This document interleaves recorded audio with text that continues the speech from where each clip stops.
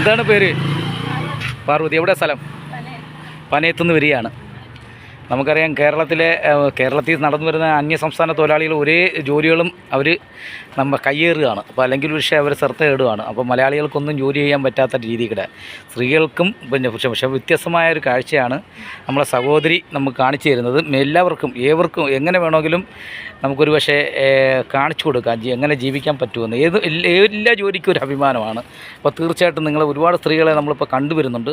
അവരൊക്കെ ഒരു വെറ്റ് വഴികളിൽ തിരിഞ്ഞു പോകുമ്പോൾ നിങ്ങളൊന്ന് മനസ്സിലാക്കണം, ഒരു കുടക്കീഴിൽ നമ്മളെ സഹോദരി നിന്ന് കച്ചവടം ചെയ്ത് നല്ല വെയിലാണെങ്കിൽ പോലും വെയിലിന് ഉപരി ഒരു പക്ഷേ വീട്ടിലെ ഊണ് അല്ലേ 80 രൂപയ്ക്ക് ലഭ്യമാവും. തീർച്ചയായിട്ടും ഇവിടെ ഈ കാണുന്ന എൻ്റെ സഹോദരിയുടെ ഈ ഫുഡ് മേടിക്കാനായിട്ട് നമ്മളെ വിക്ടോറിയ ഹോസ്പിറ്റലിൽ വരുന്ന ഡിസ്ട്രിക്ട് ഹോസ്പിറ്റൽ അതിന് മുൻവശമാണ് ഇപ്പോൾ നമ്മളെ സഹോദരി. എത്ര നാളായി തുടങ്ങിയിട്ട്? 7 മാസം കൊണ്ടേ ഉള്ളൂ. ഈ കുട എന്നിട്ട് ചൂടടിക്കുന്നില്ലേ? ഏതുവരെ പഠിച്ച്?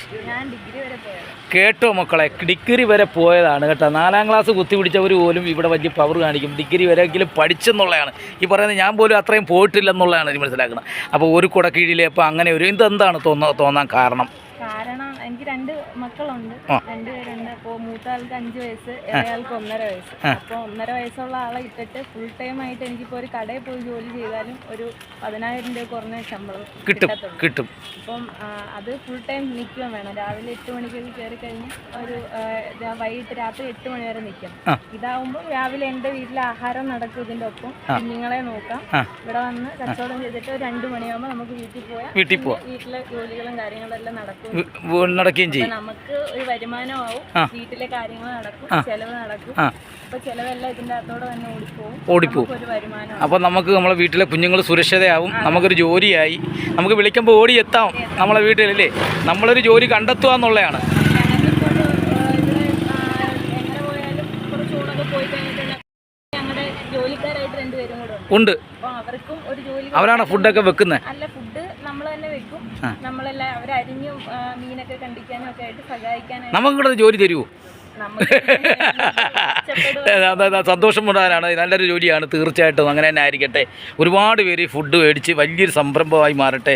ഒരുപാട് പൊതികൾ പോകാൻ കഴിയട്ടെ. ഇതിലും നല്ലൊരു എവിടെയെങ്കിലും ഒരു ഇരിക്കുന്നിടം ഉണ്ടെങ്കിൽ അവിടെ തന്നെ ഒരു ചെറിയൊരിടം, ഒരു ഇത് കണക്കാன ഒരു പെട്ടിക്കട പോലുള്ള സ്ഥലത്ത് കുട ഇങ്ങനെ പിടിച്ചുകൊണ്ടിരിക്കാതെ തന്നെ എവിടെയെങ്കിലും ഒരു ഇരിപ്പിടം ഉണ്ടാവട്ടെ.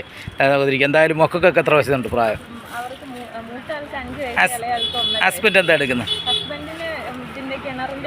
തീർച്ചയായിട്ടും കിണറുണ്ട്. ഹസ്ബൻഡിന് ജോലി ഉണ്ടെങ്കിൽ പോലും വൈഫിന് ഒരു ജോലി കണ്ടുപിടിക്കാമെന്നുള്ളതാണ്. അപ്പോൾ അല്ലെങ്കിൽ എവിടെയെങ്കിലും ഒരു പ്രോഗ്രാം നടക്കുമ്പോൾ നമുക്ക് ചെയ്തു തരുവാൻ പറ്റുമോ? എത്തിച്ചു കൊടുക്കുന്നുണ്ട്.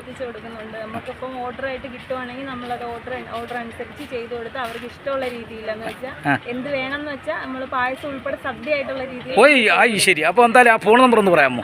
77 36 33 52 33. Thank you. അപ്പോൾ തീർച്ചയായിട്ടും നിങ്ങൾക്ക് ഫുഡ് നമുക്ക് എന്തെങ്കിലും പ്രോഗ്രാമോ അല്ലെങ്കിൽ ചരടുകെട്ടോ പാലുകാച്ചോ എന്ത് വിശേഷങ്ങൾക്കും നിങ്ങൾ എന്താണ് പേര്? പാർവതി പോലെ ഒരുപാട് പേര്, പാർവതിനെ പോലെ നല്ല മനസ്സുള്ളവർ ഒരുപാട് ജനിക്കട്ടെ നമ്മളെ കേരളത്തിൽ എന്ന് പറഞ്ഞുകൊണ്ടാണ് നമ്മളെ കെ മീഡിയ പോയി വരാം. നന്ദി, നമസ്കാരം. കൊല്ലം വിക്ടോറിയ ഹോസ്പിറ്റലിൽ നിന്നും കെ മീഡിയയ്ക്ക് വേണ്ടി ശില്പി രാജേന്ദ്ര പ്രസാദ്.